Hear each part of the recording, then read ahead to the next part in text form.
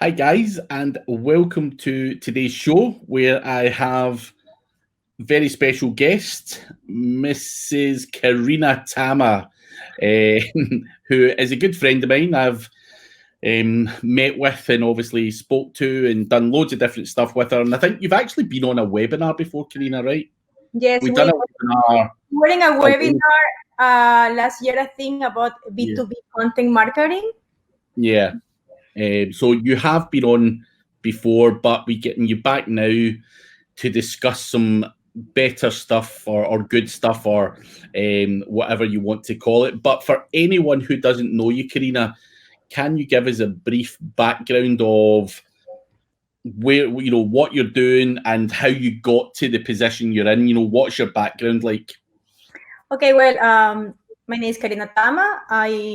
I used to work for the corporate world, and October last year, I quit my job that was very comfortable and well paid because a good friend of mine gave me good advice, and I decided going on my own. And was the best decision that I made. So I start Senior Care Clicks, a digital marketing agency, and we focus on senior care marketing. My clients are home care living facilities, senior retirement communities, and any business that provides services to the senior citizens. Mm-hmm. I got in this industry because I used to work before in a home care agency as a digital marketing manager. I opened the digital marketing department for this company. It was a small, medium size, but while I was working there, we grew up a lot. And after a while, it was acquired by stakeholders. So I learned a lot about the industry, and I fell in love with the industry. After that, I also worked for a nursing home doing digital marketing. So I was managing all the aspects. And in that way, I learned more and more about different businesses inside the senior care industry. Mm-hmm. So when I decide on my own, I decide to go for this specific niche that is under the healthcare umbrella, but it's not healthcare because most of this business, they provide no healthcare, no medical assistance to seniors. Mm-hmm. So obviously off air, we talk a lot anyway. But what I want to touch on is obviously you are working in this industry, the same as everyone else. We all work in different niches, whether it be gambling, whether it be whatever. And obviously you're working in your specific niche there, and you feel that niche is as difficult as any other niche that's out there, and we want to dig into why that is, and obviously some of the kind of pain points that you suffer, because obviously other people in other niches will be like, nah, no way. Why are you saying that? Like gambling's the most competitive, or something else is the most competitive. So interested to hear about your niche, and obviously why you feel that this is a niche like no other, and give us an insight to some of the problems that you face, because as you said before, we can all do SEO, we can all do pay-per-click, we can all do graphic design and webinars on any particular subject, but there's more to life than that. So what is the kind of problems, or you know what I'm talking about, the pain points in your industry? Well, the senior care industry is an industry that has fallen behind in marketing for a long time because they rely on traditional marketing and salespeople. Mm-hmm. Most of this industry, they have maybe 70% of their budget, of marketing budget, on salespeople, that they go to the field, to the hospital, rehabilitation centers, assisted livings, any place where seniors live, in order to get leads. They work with social workers and with referrals, big time referrals. They also work with printing material, a lot of printing. They do publications in local magazines. So this is very old traditional marketing. So the biggest challenge here for me is educate clients. When I talk about educate clients, it's not about educate about the SEO. It's more than that, because they don't even understand how digital works. They know they need it. They know, oh, people is online, but they don't even understand how it works. It's a very big challenge. It's not only explain SEO or explain PPC. It's to convince them to change their mentality. To say, look, you are spending thousands of dollars in a billboard. How you make this?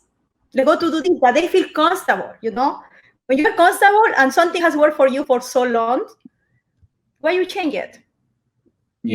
But now with COVID-19, this has really accelerated that they make decisions, because a lot of hospitals, everything that is medical has been very restricted only for people that is sick.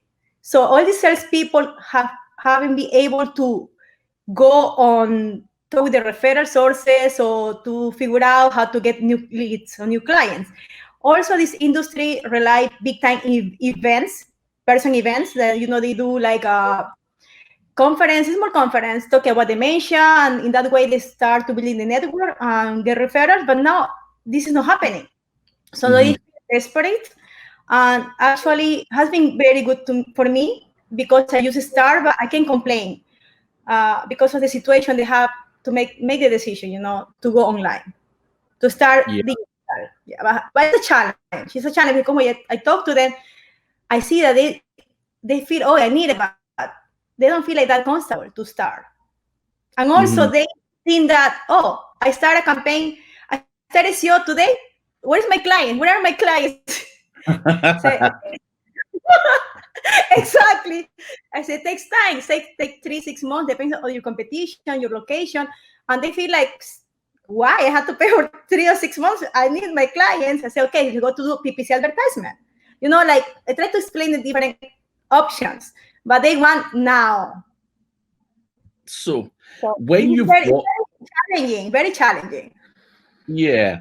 I mean, I'd like to know more about how you deal with that, because I think in our industry in general, like SEO, you're always going to have impatient clients who, whether it's a builder or whether it's, someone in your niche, people say, where's, I've spent this amount of money, where's my clients right away? It's the first question. You're always burdened with pressure right from the get-go. Now, obviously, you're getting that, and you're getting it from, potentially older people who don't understand the SEO. Exactly. And I get that that's a problem, but what the goal is, and obviously I know the answer to this is, you're going to have to set up some kind of campaign to keep these people quiet from the get-go. You need to get leads quickly to allow them to continue paying their bill, so that eventually you've got a good marketing campaign. So what do you do, when you've got that pressure on you, when the guy is saying to you, or the woman saying to you, Karina, hurry up, I need leads, COVID-19's here, everything's shutting down, we need people in here. What is your first go-to thing that you do? What's the first strategy? Well, it depends on the client. For example, now with COVID-19, they have two different needs, because this business has two different phases, not only to acquire clients, but also to hire people to take care of the clients.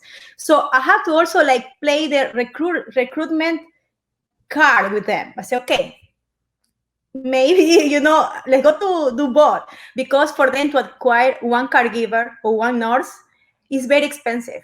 Because in the country, in the US, it's a shortage of caregivers. So it's a fight in the country to get these people to work and to take care of the cases. So what I do is, in the beginning, they go to set up, most of them, they don't have online presence. So they go to set up everything for you, all the channels. The first month, don't expect much, because I'm just creating your business online from scratch. Yeah. The website is in Flash, so I need to do a new website. I swear to God, you have to see this website, like one page, Flash. It's super fast. Okay, give me time to create a good website, to create your brand, do the social media, to put some messaging out there, and then what's your goal? Caregivers, you want recruitment, you want clients, you want bots. So this will cost this money, because you don't invest this money. I'm sorry, I cannot do it for you. I'm very upfront. I don't want to be in the situation that they will pressure me if I cannot deliver. I'd rather to have less clients and don't be, in a situation that I don't want to be in the beginning of my company. Credibility is very important to me, so I prefer to be honest upfront. So, but thanks God, due to COVID-19, when we were running PPC campaigns, has been a lot of clicks, a lot of interaction because people need the services. Was a crisis in nursing homes in the US. So when the old people was coming back to nursing homes and they were dying. So families prefer to take their seniors home, but they need help. So they were looking like crazy in the internet for services. So that's helped me because the PPC campaigns were running very nice, smoothly, And at the same time, I had some time to build some SEO, but I explained them, SEO will take 6 months. Depends on the keyword that you want, depends on the location, but you want somebody more interaction sooner, they go to do ads. And like the need is there, the PPC ads has really provide results. Yeah. So, but obviously what you're saying is obviously in your industry, you get that impatient customer, and obviously building a brand and making a website take time. It's not something that's quick and easy to do. How do you buy that time though? Like, I know you can be upfront and honest, but is the answer just throw up something quickly and hope for the best? Or, do you turn down clients and say, listen, you're just far too impatient, we can't build a brand or a website, bugger off and go to someone else? Like, what is your answer? I try to don't be like, sometimes I really some clients deserve it, but I try to control myself. And sometimes people that work in-house, they have no clue because they never work digital, and they ask me questions like, really, you are sending me this email? So one time I said to one client, to the CEO and the person in-house, the person in-house was driving me crazy. A stupid question. So I emailed them, look, if you want, I can provide you coaching classes. Because you get it. You're taking all my time sending me these emails. I had to sit and write hours explaining you every single process. How I can do this. But sometimes I let go people, honestly. In the bottom line, if they don't do it with me, they have to do it with somebody else because they cannot neglect anymore to be online.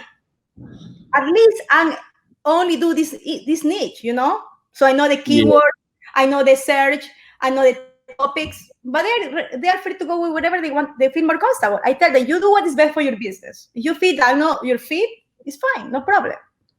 They will come back. Eventually, they will come back because I think that if you focus only in one industry, you know a little more than other people that do more. Yeah, that's it. I think being a specialist in a particular subject like senior care is something that is going to make you stand out from the crowd. Obviously, you know how to copyright anyway, but just getting anyone to write about that kind of stuff, in the senior care market, as you say, is not that easy. So it does make you stand out from the crowd, and hopefully is working out very well. Now, you've obviously mentioned that you jumped into this in October last year, and obviously 6 months into it, you're hit with the COVID situation, which is never ideal when you're trying to build a new project after leaving your full-time job in the corporate world. But how have you adapted to, are people still buying in your industry? Is it slowed down? Has it had an impact on your growth of your business? Because I know a lot of people who in this industry, whether it's pay-per-click or whether it's SEO or whatever, are saying that with COVID, they've actually seen an upturn in business because businesses now realise they have to get online. So I'd be curious to know how it's actually impacted your business, COVID. Has it impacted that, or are you finding that these people are still wanting to go ahead and do work?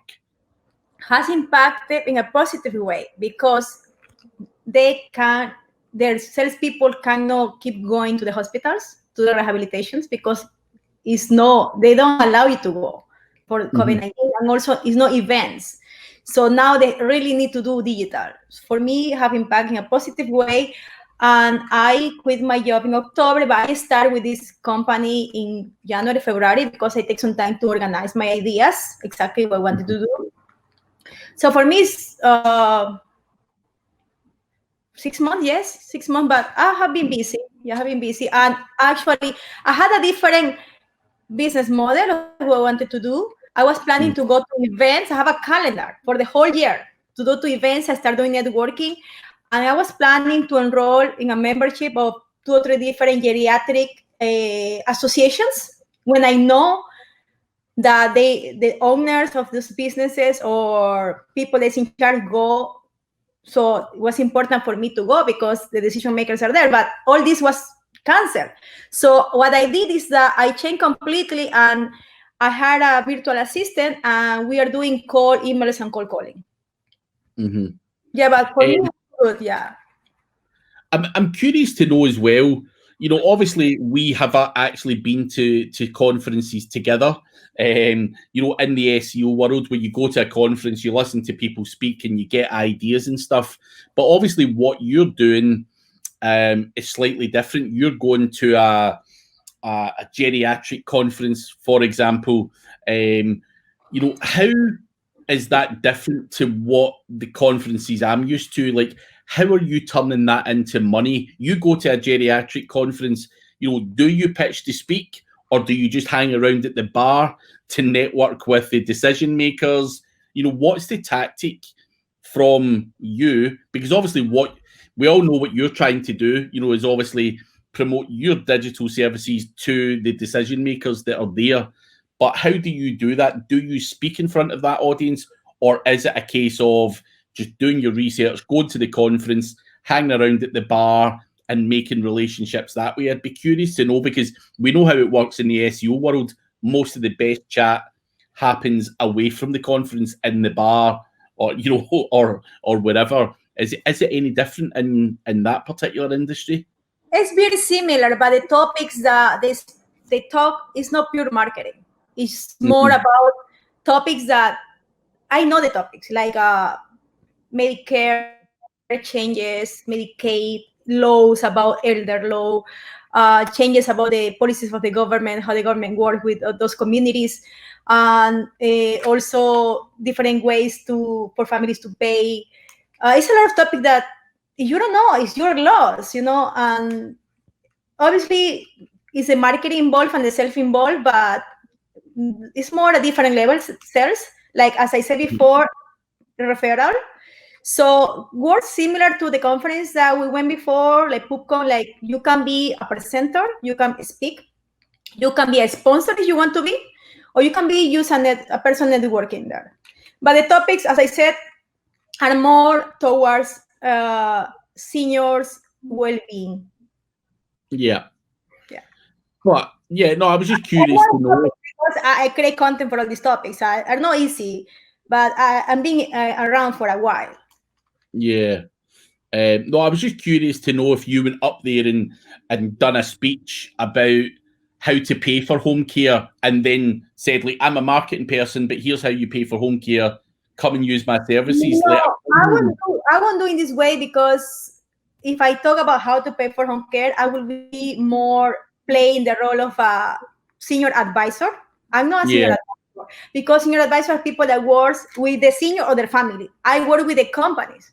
So if I haven't had the opportunity to speak in the event because everything was canceled, but my speech will be like, okay, how to acquire more clients in your community, around your area, how to increase your return of investment, how to acquire more caregivers through digital. Okay, I also offer a graphic design, because this industry relies big time in printing. So what we do is that we create the files, and they can print any place they want to do. But my speech occasion card is more about how to help them to grow with digital. Yeah. And when I say grow, it's also about hiring, because hiring is a big problem for this industry. Because in the countries, there's not enough people to take care of seniors. So imagine how people aging so fast, and they need services. So the companies that provide services, they need people, they need staff. So that will be the role that I will play, talking about how to help them with their problem, but not about the specific senior advising topics. No. But I know the senior advising topics because are part of the content. Yeah, no, it's. I was just curious to know. As I say, I've never actually had the fortune to kind of present or do it in another way. Obviously, everyone knows the way that SEO does their business. You go and speak, and you get promotion, and people just come to you. But yeah, that's obviously it's a little bit harder doing it your way. But I was just curious to find out more about how a marketer, which is what you are, got themselves business and got themselves in front of people. But obviously the same SEO, the same local SEO concept, the same PPC concept, but specifically applied to their needs. That is at work clients. But the clients for them are different because seniors are not technical. You won't see a 80 years old in the computer in Facebook, for example. So it's different ways around to do it. So the need is a need and the SEO is the SEO, but focus on how to do it for this specific industry.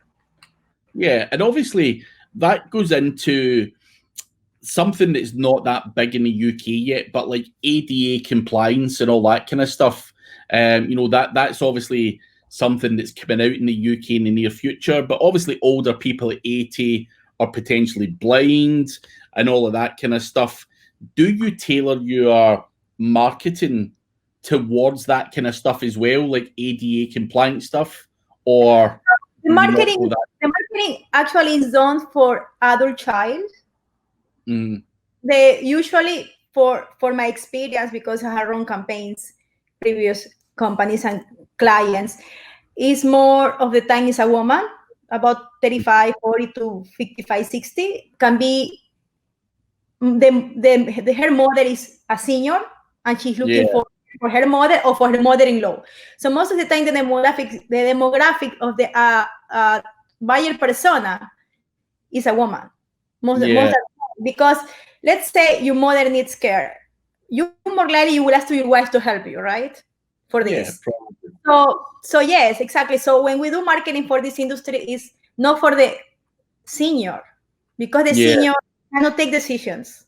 A lot of people have dementia, and they have different situations, illnesses, or whatever.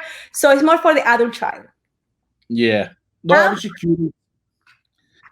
For baby boomers is people 55 that you start 55. So they are not that old, but they are start thinking about their old age. So they start browsing topics. They are not making the decision now, but they want to get familiar. So it's also a buyer, a persona from the industry. Yeah. So also in your industry, I would be curious to know what type of strategies work well, because obviously SEO in your industry, now I'm going to guess because I've never worked in your industry, but SEO, getting an instant click from someone who may have to think about it and not buy straight away because they're going to have to then go away and talk to, other members of the family or whatever it may be. So would you agree that other methods like retargeting and keeping the care home's presence in front of that family are effective ways of marketing? Does that type of thing work better in your niche, do you think? Well, we focus a lot in content to educate people, because the major concern is very complicated, because when a person is old, they don't want to accept that somebody come to their house to shower them.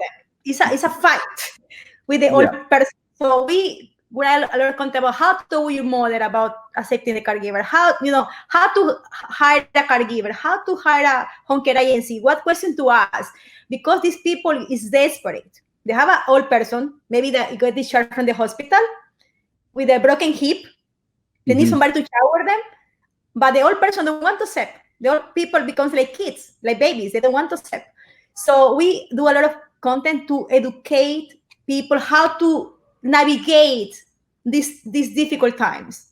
Yeah. Or retargeting is good because, as you said, we put the brand over and over in front of people. But what is huge is reviews, because it's very delicate situation. It's not the same that buying a pair of jeans that you buy, breaks, you throw in the garbage. It's you bring somebody to your home. So reviews are huge, and it's very hard to get reviews because why? A lot of these old people die, and after your mother, your father die, you want to leave a review? No, you are sad. So it's very hard to get reviews, but this is the best strategy to get the more reviews done. But no, it makes sense. I think what you're saying in terms of putting a lot of content out there and, you know, informational stuff and yeah, I think that makes complete sense to me now that you mention it.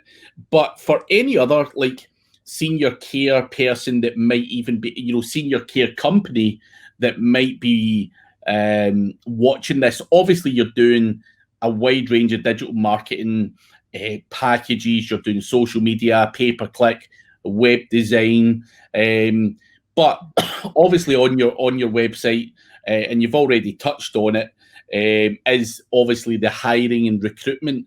And I think hiring and recruitment in any industry, certainly even, you know, here, for me trying to even get a content writer, it's not that easy. It's, you know, you have to go after sheer volume of people, and, you know, some people are just dumb and lazy and all that stuff. I'd be curious to know, is there any kind of, I know you do this for companies, you know, you can help hire and recruit, but, you know, you've obviously done this a hell of a lot more than me, and done it probably a hell of a lot more than other people. And obviously, you know, on your website, you're suggesting that, you know, you guys can make it easy for the care home or whatever it's going to be. So I'd just be curious to know, without giving all of your tips away, so that, you know, what are the key things? Where is everyone, not just necessarily in your niche, but where the hell are we going wrong with trying to find the right people? Where the hell do you find good people? Because I've tried, you know, Gumtree, I've tried, you know, specific job recruitment websites, and always find there's something wrong with people. Like, it's just not always good people. So have you found a perfect place? That happens everywhere in every industry. Because to be good what you do, you need to love it. And many people, they have jobs because they need the money. But what we do is like how we help them, because sometimes in the companies it's more like one office, only one branch, it's many of them. It's like the owner and maybe one more person doing everything. So to recruit, they need one person only to, you know, to do the job. So what we do is like we do advertising in different platforms. We get resumes or applicants. But the difference is that in this industry, the applicant need to have a certification.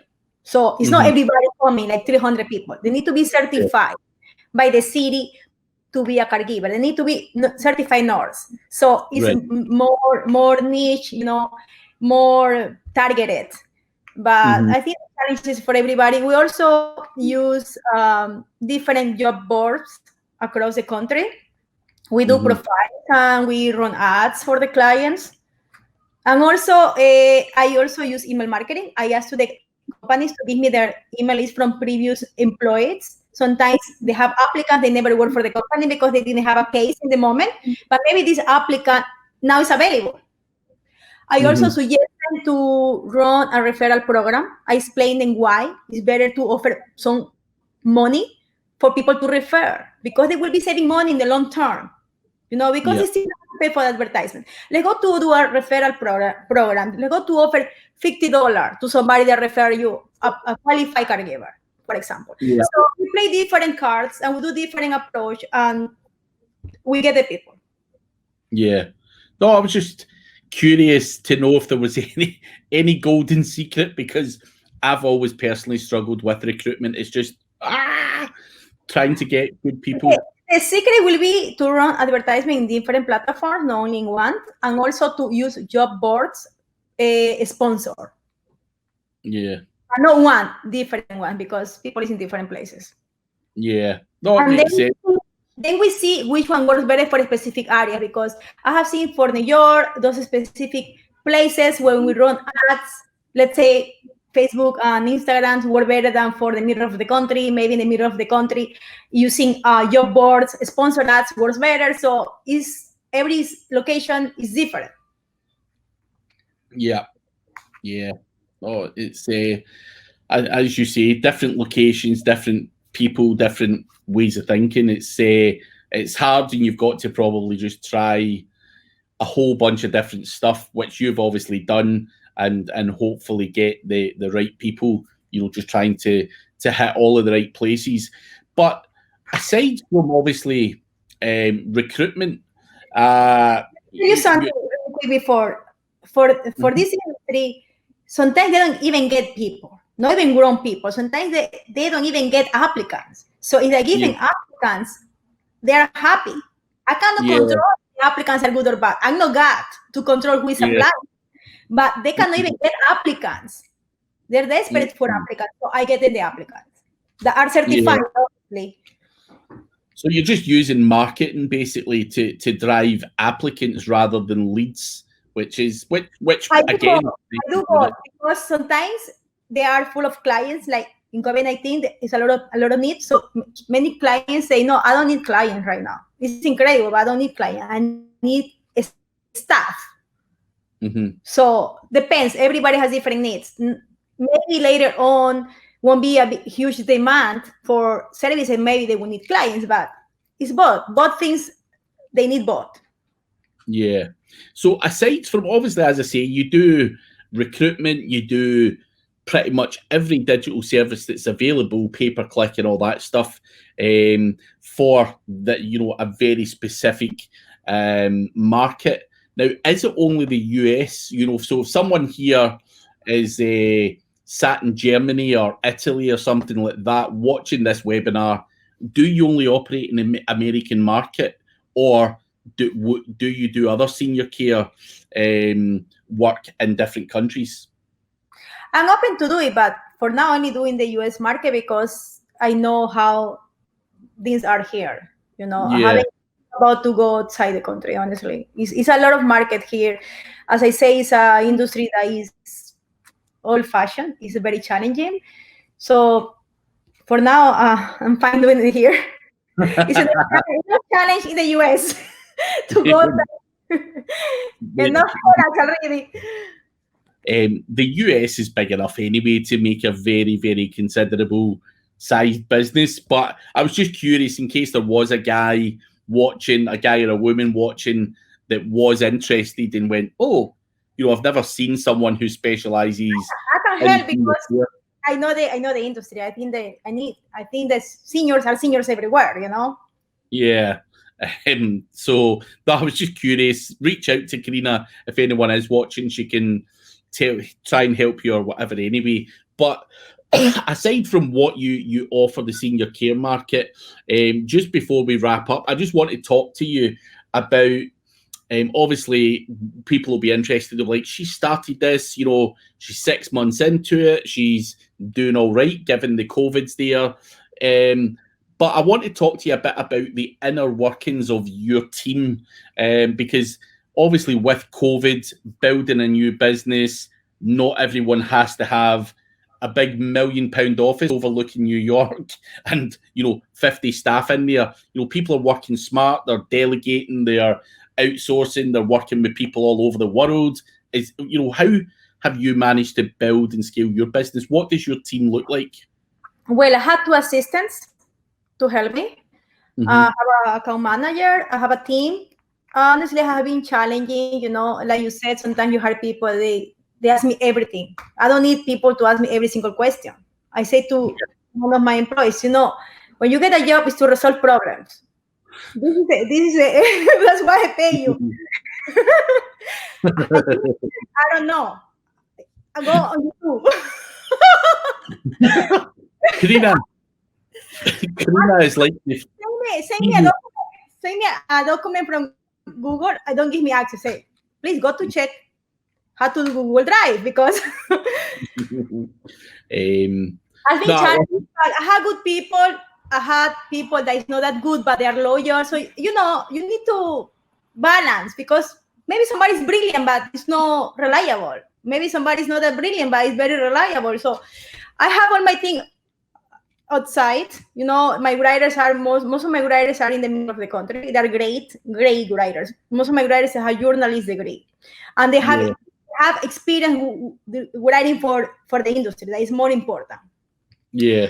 And they have a PPC team, have a graphic designer that is great, it's very reliable all the time.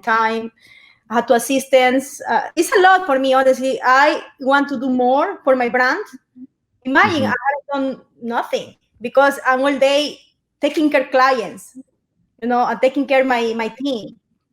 Yeah. No, it's not easy. It's not easy. Honestly, it's very hard. I said to my husband, if I know that this will happen, maybe I stay in my corporate job doing nothing.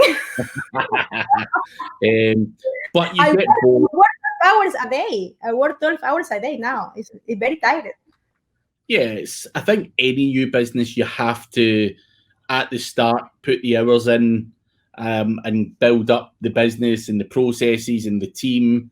And hopefully it does get easier as time goes on. But it's interesting that obviously you did decide to make the leap in October and obviously just take the plunge and leave the comfy, well-paid corporate job, which I know you absolutely hated anyway, and are doing this. So it's great to see someone step out and still make a success of it with something like COVID bang right in the middle of it. So it gives people hope. If you put the right time and the right effort in, build a great team like Karina has, whether your writers are dotted around the world, as long as they're reliable, on time, and you get the right team, then scalability is something that can happen. And obviously, I'm sure with time you'll be able to delegate more of those things that really annoy you and tie up your time for 12 hours a day so that you can eventually just work a normal day and have weekends off and watch your soap operas and all of that stuff, which you probably don't do anymore. But I try, but I fall asleep 5 minutes after.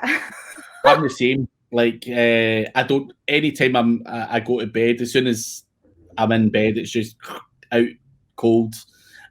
Just no time for anything really, other than and it's not because I'm working too hard. I've obviously, when I work, then I've got young Charlie to bloody fight with me for 3 hours before he goes to sleep and play with him and stuff. So yeah, I've got my own reasons for falling asleep. But as I say, it's great to see that you've got success and obviously finding out a bit more about your niche. But if anyone wants to reach out to you, Karina, or use your service or talk to you or whatever, where is the best place to find you? They can find me LinkedIn or in my website, seniorcareclicks.com. They can send me a note through my website. I think it's the best place to find me. And the links are below, by the way. When this goes out live, the links are below. And yeah, you can reach out to Karina, and she's very approachable, very helpful, very knowledgeable about SEO as well. So yeah, reach out to her and see if there's something you guys can collaborate on or whatever. But for now, Karina, thank you very much for coming on the show. Thank you for having me. And no doubt we'll catch up soon.